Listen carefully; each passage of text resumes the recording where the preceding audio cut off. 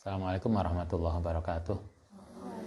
Ila astaghfar Rasulillah Muhammadin sallallahu alaihi wasallam ila sahbihi wa dzurriyyatihi wa jami'a min syuhada salihin jalakatul muqarrab malaikatul muqarrabin khususan la malaikatul jibril mikail israfil nabi at-tamibu hawa nabi ibrahim nabi ismail nabiullah hidir khususan ila mu'alif adal kitab Sayyid Ali Sayyid Abdul Wahab Asy'arani semua ila jami'al kubur muslimin wal muslimat wal muslimin khususan aba'ana wa madina wa jatina lillahi ta'ala lahumul fatihah. A'udzu billahi minasyaitonir rajim. Bismillahirrahmanirrahim. Alhamdulillahi rabbil alamin. Arrahmanirrahim. Maliki yaumiddin. Iyyaka na'budu wa iyyaka nasta'in. Shiratal mustaqim. Shiratal ladzina an'amta 'alaihim ghairil maghdubi 'alaihim waladdallin. Amin. Bismillahirrahmanirrahim. Halaman 13. Paling bawah. Wa minha lan iku setengah saking bentuk riya. Al-amalu tai amal lillahi krana Allah Ta'ala tetapi wali syai'in akhor dicampur dengan tujuan yang lain.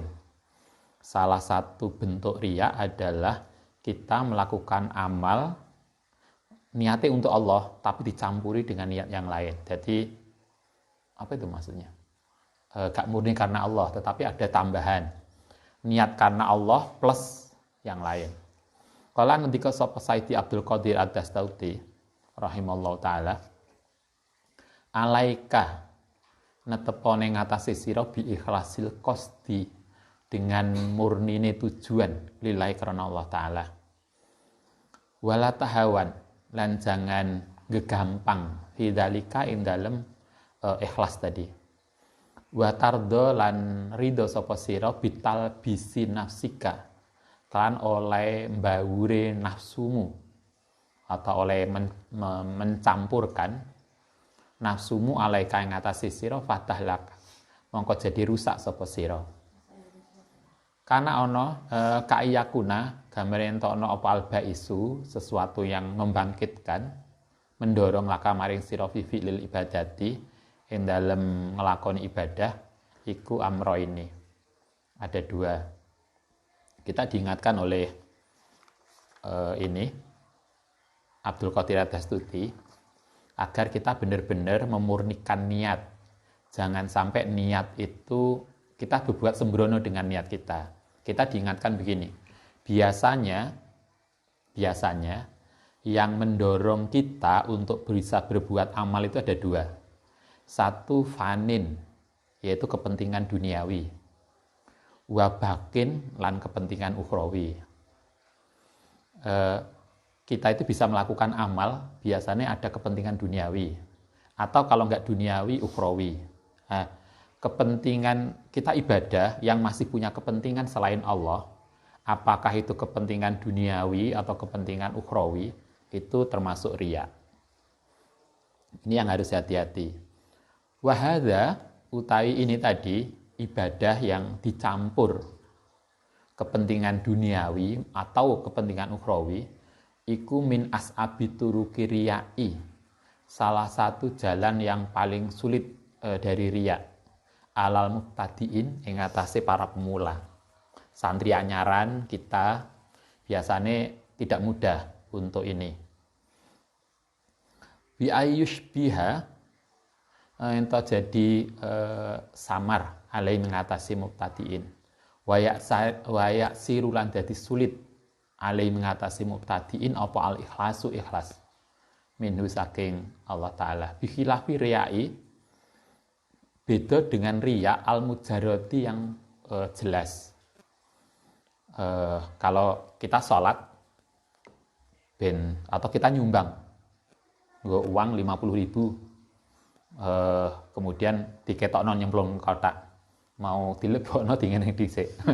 Ben wong tahu bahwa yang kita masukkan uang 50.000. Itu jelas riya, itu ketok banget. Itu mudah bagi kita yang awam itu mudah. Oh, kita pamer, itu jelas.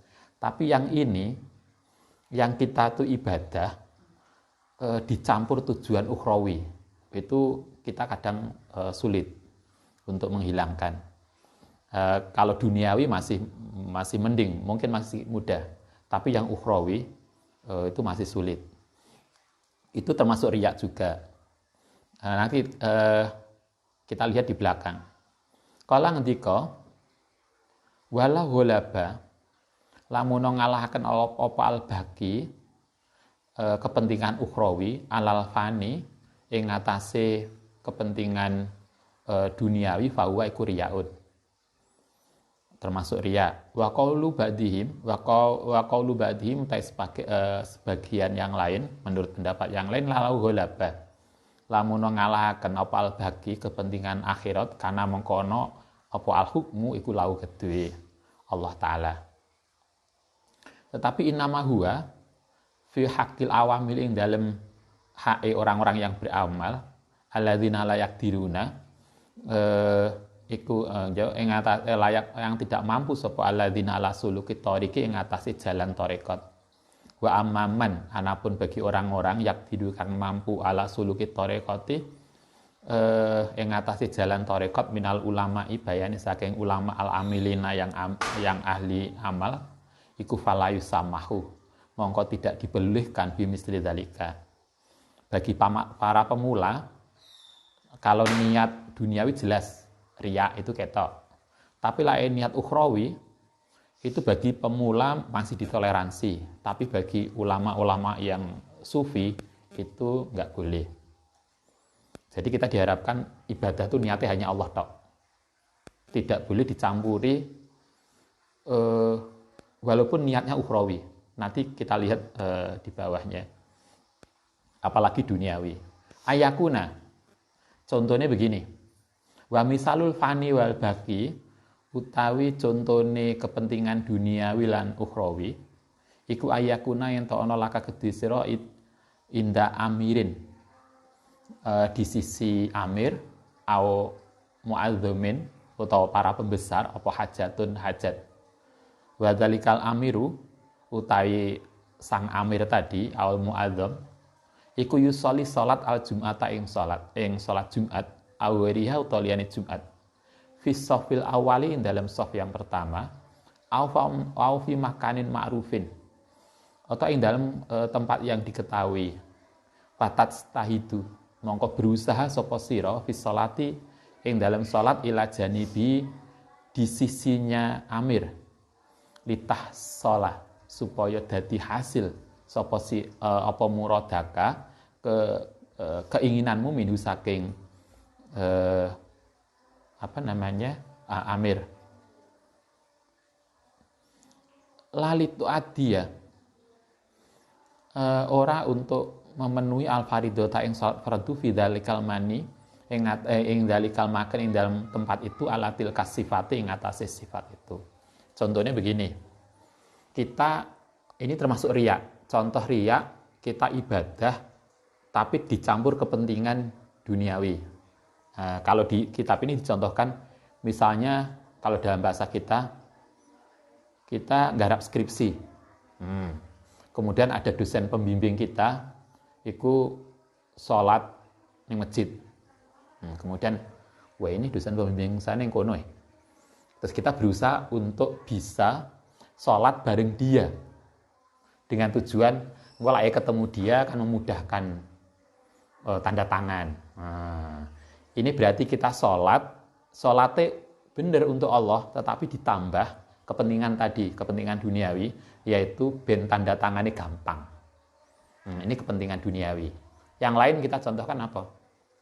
Kita rajin sholat duha. Nah, setiap pagi sholat duha. Apa kok rajin, Pak? Semoga lancar usahaku, dagangku lancar, onlineku lancar. Jadi kita sholat duha, benar sholat duhanya benar, tapi ditambah kepentingan duniawi, yaitu usahanya lancar. Kita sholat jamaah bareng dosen kita, jajar dosen kita, sholat jamaah benar, tapi ditambah kepentingan biar mudah tanda tangannya. Nah ini kepentingan duniawi, itu termasuk riya. Ketoknya ya gak mudah lah ngono. Itu termasuk riya. Bagi orang awam mungkin bisa, tapi ketika kita mulai belajar tasawuf itu tidak benar. Karena kita sadar bahwa sholat kita, jamaah kita tidak tulus melulu karena Allah. Tapi ada itu. Andaikan coba kita pikir, andaikan tidak ada kepentingan tanda tangan, kira-kira kita ikut sholat ning ngarep enggak? Berarti kan enggak murni karena Allah, tetapi karena itu. Karena itulah kita hati-hati. Apakah niat kita benar-benar tulus karena Allah Subhanahu wa taala? Itu termasuk riya. Itu kepentingan duniawi. Ada kepentingan ukhrawi. Kepentingan ukhrawi itu begini. Kita sholat, kita maca tasbih tertentu, kemudian lah pokoknya rajin baca itu, biar nanti neng akhirat bisa nikah karo 30 bidadari. Kepentingannya bukan duniawi, tapi ukhrawi. Itu juga termasuk riya. Apa yang diinginkan di kitab ini adalah bahwa kita itu benar-benar ibadah karena Allah, bukan segala sesuatu yang selain Allah. Ketika kita mencampur amal kita, niat kita dengan segala sesuatu yang selain Allah, maka itu riya, walaupun selain Allah itu ukhrawi. Sehingga kemudian kita menjadi paham ketika dulu kita ngaji hikam, Ibnu Athaillah ngajari kita, marilah kita belajar untuk naik dari makhluk kepada khalik, dari ciptaan kepada pencipta. Duniawi ini ciptaan, ukhrawi, surga, neraka itu juga ciptaan, itu semua makhluk. Karena itu ibadah kita bukan untuk makhluk, bukan untuk duniawi, bukan untuk ukhrawi, tapi karena Allah Subhanahu wa taala. Itulah ikhlas. Wasastah itu wa minal maklumi lan iku setengah saking maklum anal baisa. Sak temene yang mendorong ala dalikal amali ngatasi amal itu wa iku zaka al-qasdul awal, yaitu tujuan yang pertama tadi. Kita ikut jamaah di depan karena agar ketemu dosen kita. Kita ikut kegiatan keagamaan karena di situ ada pejabat. Sehingga kepentingannya adalah kalau kita kenal pejabat itu maka usaha kita lancar. Itu riya. Karena jelas tadi banget bahwa andaikan tidak ada dia, mungkin kita tidak di situ. Jadi justru itu yang kemudian menjadi utama niatnya, sehingga kemudian itu adalah riya. La qasda itqani umuri sholati, tidak melulu untuk nekani sholat. Waqat ajma'u, lan teman-teman ijma' sapa ulama tasawuf ala anna tauhidatul qasdi, ing atase mentauhidkan niat iku wajibun wajib. Karena itu niat itu benar-benar harus disatukan, niatnya hanya Allah. Liyaj'alu, supaya menjadikan lahum hamman wahidan, menjadi tujuan yang satu, muta'alikan, yang berhubungan biwahidin kan Allah yang maha wahid. La yasumu, yang tidak tercampur min tauhidillahi ta'ala, saking tauhid Allah ta'ala. Kalau di sini amal ibadah yang dicampur kepentingan duniawi itu riya, nggak boleh. Amal ibadah yang dicampur bahkan untuk kepentingan ukhrawi itu juga nggak boleh. Tapi kalau kita ngaji, masih ingat ngaji Nashul Ibad. Kalau Ibnu Hajar, Nashul Ibad, Ibnu Hajar al-Asqalani pernah menyampaikan kasus sama dengan ini. Bagaimana kalau kita itu ibadah, tapi masih punya kepentingan dunawi atau ukhrawi.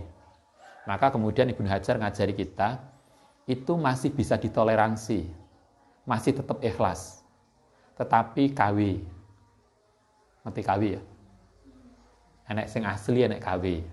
Enek KW 1, KW 2. Sehingga kalau kita belajar Ibnu Hajar, ikhlas itu ada ikhlas KW 1, ada ikhlas KW 2, ada ikhlas KW 3. Ikhlas KW 3 yang paling rendah itu adalah kita beribadah untuk Allah, tetapi masih punya kepentingan duniawi.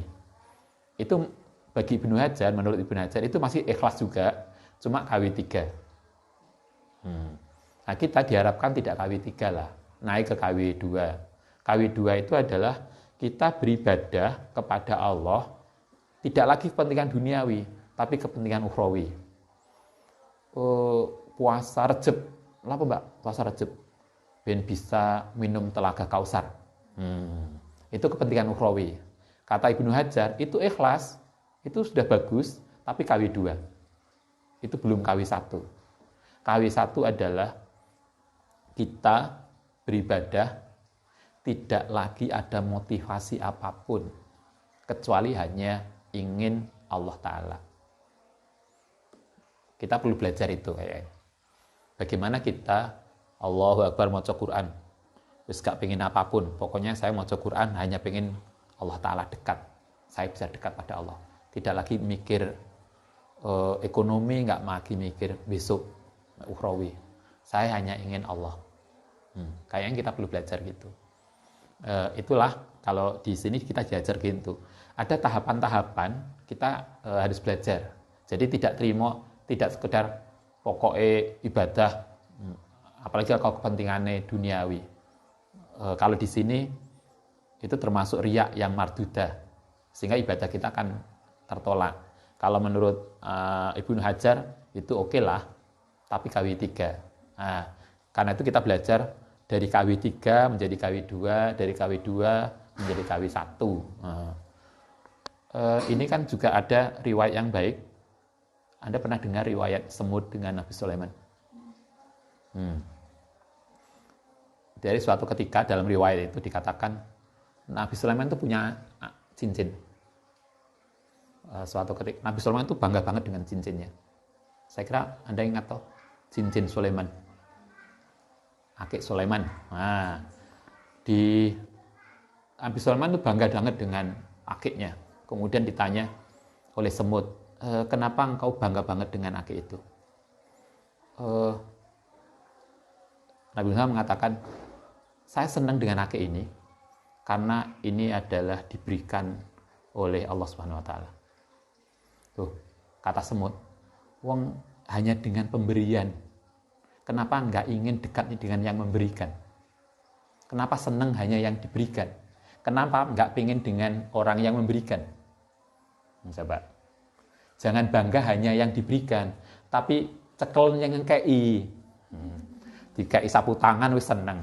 Jangan seneng dengan sapu tangannya. Naiklah.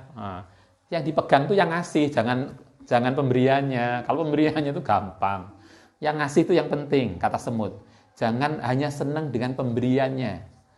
Carilah yang memberikan. Kemudian Nabi Sulaiman, tapi ini kan di dalam akik ini ada nama. Ada nama Asmaul Husna, ada nama Allah. Kata semut, kenapa engkau hanya bangga dengan memiliki nama orang? Kenapa enggak yang punya nama? Gitu kan kita diajari naik dari sini, dari sini, dari sini, meningkat dari jauh, semakin dekat, akhirnya yang kita pegang adalah Allahnya. Bukan yang lain. Yang kita pegang adalah dianya. Jangan seneng, ini ngasih dia. Lebih naik lagi, bukan hanya ngasih dia, ini loh tanda tangannya dia. Bukan hanya tanda tangannya, gak penting. Yang penting itu dia yang ngasih tanda tangannya. Jadi jangan bangga, jangan senang hanya dapat barang yang dikasih oleh dia. Bahkan jangan hanya senang karena di situ ada tanda tangan dia. Itu menjadi gak penting. Marilah kita belajar naik, kenal, dekat, dan memiliki dia yang ngasih tanda tangan. Jangan senang hanya dengan apa yang diberikan Allah. Tapi dekatlah dan bersamalah dengan Allah. Itulah ikhlas. Yang diajarkan di sini itu. Marilah kita belajar. Jangan hanya ibadah karena kepentingan duniawi. Bahkan ukhrawi pun tidak. Karena itu Anda masih ingat doanya Rabi'ah, seorang wali perempuan yang mengatakan, ya Allah, kalau saya ini ibadah karena ingin surga, tutuplah surgamu. Kalau saya ini ingin ibadah karena takut neraka, bukalah nerakamu. Tapi karena kalau saya ini ibadah untuk mencintaimu, maka terimalah cintaku. Itu kan begitu mestinya. Apa yang diajarkan di sini itu begitu. Marilah kita belajar memurnikan niat. Sehingga niat ibadah kita itu melulu karena Allah, bukan ada kepentingan selain Allah. Walaupun secara syariat itu boleh, tetapi di dalam cinta kita hanya mencintai yang tercinta, tidak peduli dengan pemberian yang tercinta. Karena yang tercinta itulah yang penting, bukan pemberiannya. Oke, kita lanjutkan. Wa minha laniku setengah saking riya adalah al ibadatu utai ibadah bikos ditakarubi dengan tujuan takarub min hadratillahi ta'ala saking ngersane Allah ta'ala. Fa inna dzalika krana sak temene ibadah bikos litaqarrub iku kal amali kaya ngelakoni amal bi ujratin untuk upah. Ini yang seterusnya ini kayak begini. Kita rajin sholat malam, rajin maca Quran apa tujuannya? Ben dadi wali. Nah, itulah gampangannya. Jadi kan akhirnya kita itu ibadah agar kita bisa menjadi wali, bukan Allahnya. Nah, kalau itu yang terjadi kan berarti kita ibadah pengen koyok mendapatkan upah. Upaya apa dadi wali? Enak toh sing, apalagi kalau recehan. Wiritan, apa? Ben dia seneng saya. Apa? Mahabbah. Terlalu recehan lah kalau cuma bengi wiritan sewengi berhari-hari hanya untuk mahabbah itu terlalu recehan. Kan itu kan hanya sangat duniawi banget. Loh jadi wali aja loh. Itu termasuk riya, apalagi cuma karena ada lagi yang melakoni wiritan tertentu lapo ben iso ndelok jin. Kalau niatnya itu, maka itu tidak benar. Kalau kita wiritan agar bisa wiritan, rajin wiritan, ben iso terbang, iso ngilang, itu terlalu recehan. Orang yang ibadah dengan tujuan menjadi wali, itu termasuk riya juga, karena berarti bukan untuk Allahnya. Masih ingat tadi yang ceritanya Nabi Sulaiman. Berarti dia belum menangkap kata semut. Kenapa engkau senang hanya dengan sebuah barang yang di situ hanya ada nama Allah? Kenapa yang tidak dicari yang punya nama? Kita itu diajarkan yang punya nama, jangan hanya senang dengan diberi nama. Kita ketemu seseorang yang kita kagumi, kemudian dikasih name card, kartu nama. Seneng banget nanti, wah itu loh, aku untuk kartu nama dia. Nggak ada gunanya, karena yang penting itu yang punya nama itu, bukan kartu namanya. Itu termasuk riya juga. Qalu ngendika sapa ulama, wa hadhil ilatu, utai alasan ini ibadah untuk jadi wali itu ahwal ilali, itu ilat yang sangat samar. Itu adalah sesuatu yang salah, tapi nggak mudah orang itu bisa memahami. Menganggap itu benar. Rajin ibadah, rajin maca Quran, ben dadi dekat dengan Allah, dadi mendapatkan derajat tertentu. Itu ternyata nggak benar juga. Tapi banyak orang yang nggak sadar itu. Baru mataroko.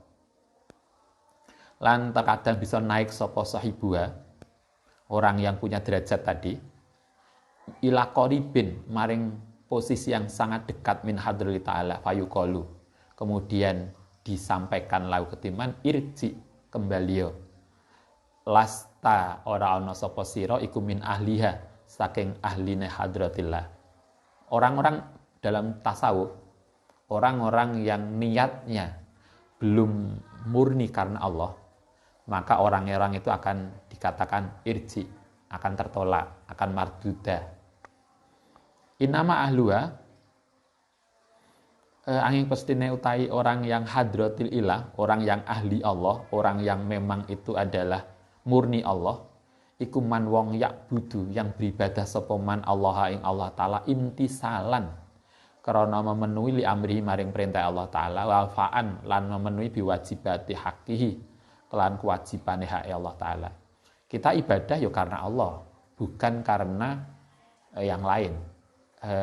Kalau kita belajar, pernah ngaji Bidayatul Hidayah toh? Pernah lah. Nanti dilihat lagi Bidayatul Hidayah. Ada sebuah statement yang bagus dari Ghazali di Bidayatul Hidayah. Tetapi sebetulnya statement itu bukan dari Imam Ghazali, tetapi awalnya adalah dari Ali bin Abi Thalib. Ali bin Abi Thalib mengatakan orang yang beribadah karena takut neraka, maka itu mentalnya kayak mental budak. Budak itu mau bekerja karena takut majikan. Orang yang beribadah karena ingin pahala, maka berarti mentalnya kayak mental kuli. Pekerja, tukang, kuli, itu mau bekerja karena ada upah. Yang paling tinggi adalah orang yang ibadah semata karena Allah Subhanahu wa taala. Contoh paling mudah begini. Kalau Anda jadi istri, kemudian bojone cik turu, wis tangi, isu-isu wagi udah bangun kemudian gawekno kopi. Kira-kira ketika Anda bangun malam-malam buatkan kopi suami, itu niatnya apa motivasinya? Niatnya bisa macam-macam loh. Pertama, kata Sayyidina Ali, kalau seorang istri kemudian bangun pagi membuatkan kopi untuk suami, niatnya ini nanti kalau dia bangun belum buat kopi, saya bisa dimarahi. Berarti kan niatnya karena takut. Itu koyok budak tadi. Ada yang kedua, buatan kopi untuk suami. Kenapa kok rajin buatkan kopi untuk suami? Weh, ini kalau dia seneng uang belanjanya saya tambah ini. Berarti karena upah. Kata Sayyidina Ali, yang paling tinggi adalah kenapa seorang istri buatkan kopi suami walaupun dia masih ngantuk.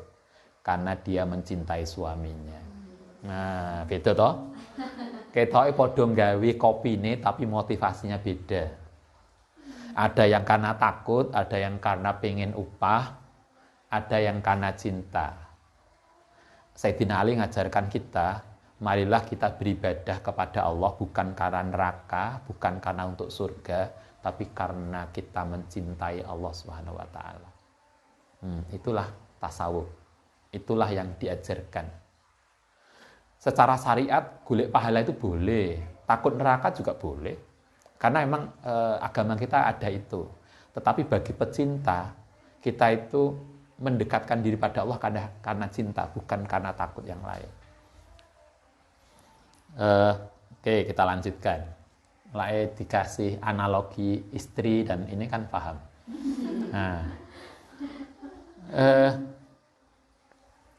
yang seterusnya adalah wa minha laniku setengah saking riya ittiaul maqamati, yaitu mengaku mempunyai makomat qabla bulughiha, sebelum mencapai derajat makomat itu, au ba'da bulughiha, utawa setelah itu tetapi walam yu'dan, belum diizinkan laum kedua kaum fi idhariya yang dalam menampakkan makomat.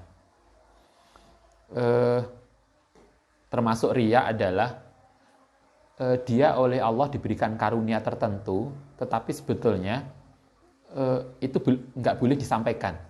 Kayak mungkin Anda ibadah, rajin maca Quran, rajin sholat malam, kemudian Allah ngasih karomah pada kita. Iso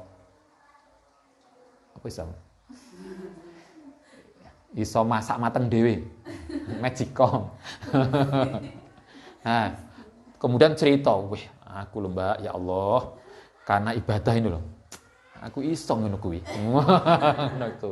Nah, itu pamer ibadah. Karena kemudian kita merasa bangga kita punya karomah ini.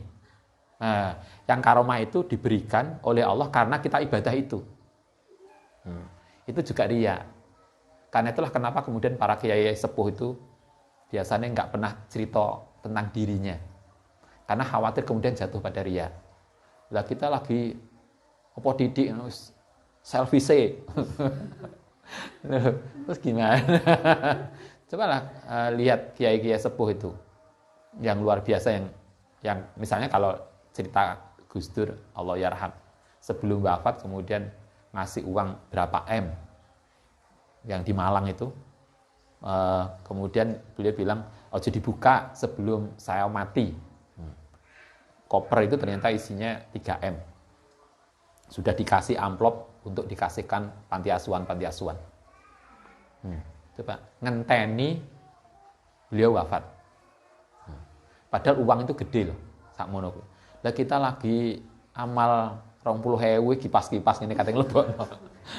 Ben sak masjid ngerti kabeh kita amal 20.000. Cobalah kalau ini, kita kan sering kita wis gak kipas-kipas, gak nesing roh karena khawatir gak nesing roh cerita. Wah, aku mau Mbak neng makam tadi. Oh, seneng banget. Saya itu sampai uang 100.000 tak lebokno kotak. Nah, itu yang riya.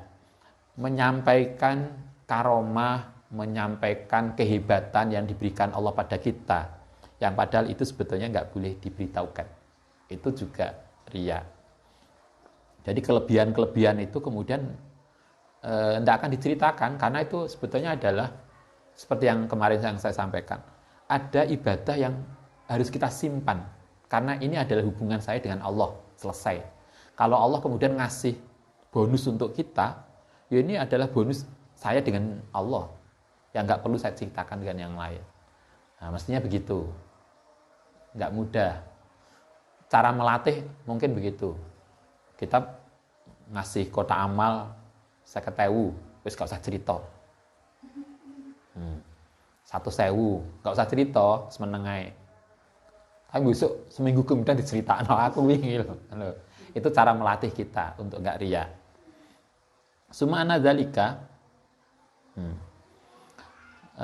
karena perbuatan tadi orang mengaku mempunyai karomah dzalikal mudda'a oleh pengakuan tadi yu'aqabu mongko bakal disiksa sapa man bihirmani ma dengan dihilangkannya barang idda'ahu yang mengaku sapa man. Nah, kalau menurut kitab ini siapa yang menceritakan karomahnya padahal mestinya dia tidak boleh menceritakan itu, maka oleh Allah biasanya orang itu kemudian karomahnya akan hilang. Sering toh kemudian orang kehilangan karomah. Salah satunya adalah karena dia riya, karena dia menceritakan karomahnya. Karena mestinya itu adalah sesuatu yang sangat privasi, hubungan dia dengan Allah, bukan untuk yang lain. Yu'aqabu bihirmanima, maka dia akan dihukum dengan dihilangkan apa yang dia klaim. Falayanalu, maka dia tidak akan bisa memperoleh ba'da dzalika setelah itu abadan selamanya. Maka kalau kemudian alhamdulillah Mbak, ya Allah saya itu oleh Allah dikasih karomah. Apapun yang saya pegang itu langsung bosok. Misalnya karomahnya. Maka orang yang kemudian pamer karomah itu riya. Dan orang yang memamerkan karomahnya, maka dia akan dihukum, karomahnya akan hilang. Dan itu selama hidupnya tidak akan bisa dilatih. Karena itulah kenapa kemudian yang saya bilang, yai sepuh kita itu sangat hati-hati. Jarang beliau itu cerita. Anda pernah baca manakib toh? Di manakib itu suatu ketika saya dulu ke Jalani, itu keluar malam hari. Kemudian salah satu santrinya itu dingke itu? Ngikuti. Nah, begitu karena ngikuti, kemudian orang ini, santri ini tadi diajak. Saya Abdul Qadir Jalani itu di Baghdad. Kemudian diajak di sebuah kota yang jauh banget. Yang di situ ada wali abdal mau meninggal. Kemudian di situ ada wali abdal, kemudian ada Nabi Khidir. Kemudian setelah meninggal si Abdul Qadir Jailani ngangkat wali satu lagi, ganti yang wali abdal itu kan tetap kalau mati satu mesti ada kan terganti. Begitu karena wis Abdul Qadir Jailani kekonangan santrinya, apa yang dilakukan beliau? Apa yang kamu lihat ini tadi jangan pernah diceritakan orang selama saya masih hidup. Nah, kita kok kita gak cerita, tapi koncone diceritani dikongkon cerita. Mbak, wah aku sing cerita kan gak enak, sampean lah. Nah, kata kitab ini, siapa yang memamerkan karomahnya, maka karomah itu akan hilang selama hidupnya.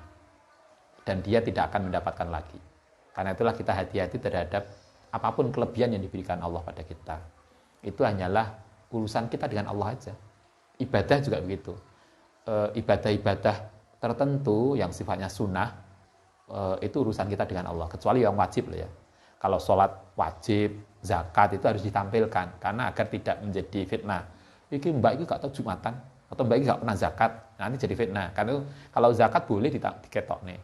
Tapi ibadah sunnah yang sifatnya privasi hubungan kita dengan Allah, marilah kita jaga. Itu hanyalah urusan saya dengan Allah. Urusan kita masing-masing dengan Allah. Begitu juga karomah-karomah yang diberikan Allah pada kita. Oke, nanti kita lanjutkan besok. Assalamualaikum warahmatullahi wabarakatuh.